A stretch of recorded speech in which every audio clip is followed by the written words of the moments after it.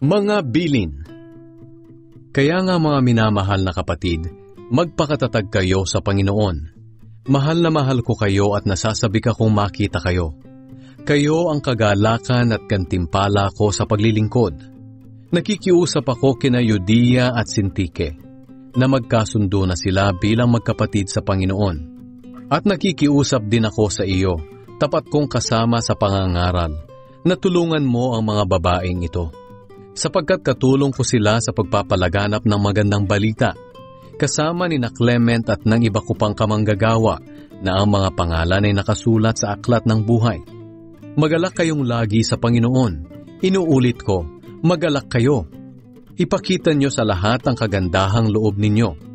Malapit nang dumating ang Panginoon. Huwag kayong mag-alala sa anumang bagay. Sa halip, ilapit sa Diyos ang lahat ng pangangailangan nyo sa pamamagitan ng panalangin na may pasasalamat.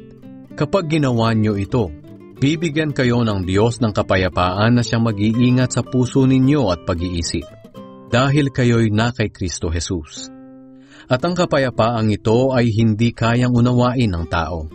Bukod diyan, mga kapatid, lagi ninyong isaisip ang mga bagay na mabuti at kapuri-puri, mga bagay na totoo, marangal, matuwid, malinis, maganda at kanais-nais.